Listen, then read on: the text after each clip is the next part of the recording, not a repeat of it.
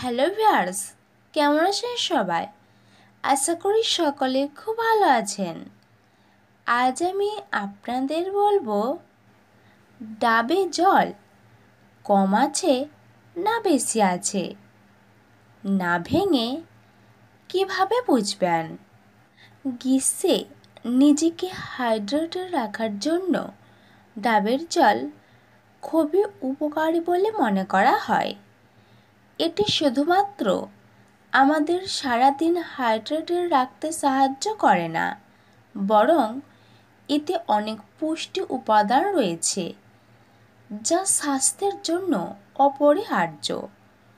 ডাবের জলে sodium, potassium, magnesium এবং ক্যালসিয়াম পাওয়া যায়, যা এক ধরনের ইলেকট্রোলাইট হিসাবে কাজ করে।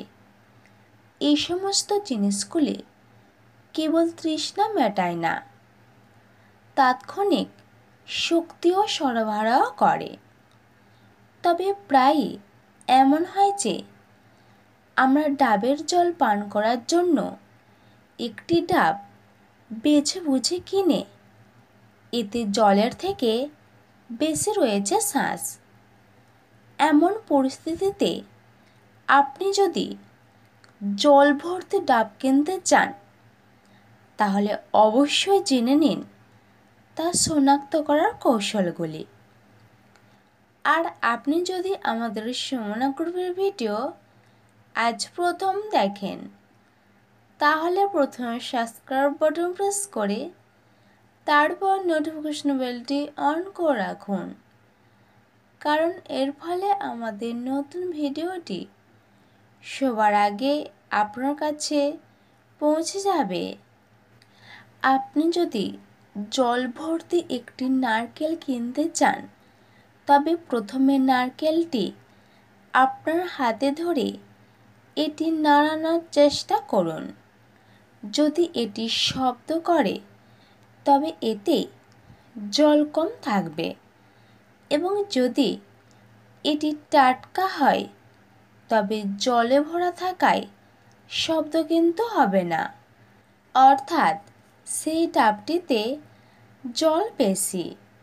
ডাবটি যখন বাড়তে থাকে তখন গোলাকার আকার ধারণ করে এবং জলে ভরে যায়, কিন্তু বড় হওয়ার সঙ্গে সঙ্গে এর ভিতরের জল শুকিয়ে যেতে থাকে এবং এর আকৃতিও পরিবর্তন হতে থাকে।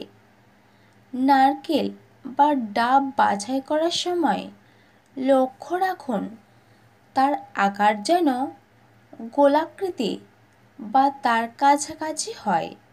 আপনি যদি নারকেল জল পান করতে চান, তাহলে এমন একটি নারকেল বেছে নিন যার খোসা সম্পূর্ণ সবুজ। যদি তাদের গায়ে বাদামি খোসা দেখা দিতে শুরু করে, তাহলে তার মানে হলো এটি পরিপক্ক, অর্থাৎ বুনো হয়ে উঠেছে। এবং এই ধরনের বুনো ডাবে বা নারকেলে সাধারণত জল কম এবং শাঁস বেশি থাকে। তাহলে বন্ধু, এই ছিল আজকের আইটেম। ভিডিওটি এখানে শেষ করছি। এবার একটি লাইক এবং শেয়ার করবেন, আর আপনার মতামত কমেন্ট করে লিখে দেবেন।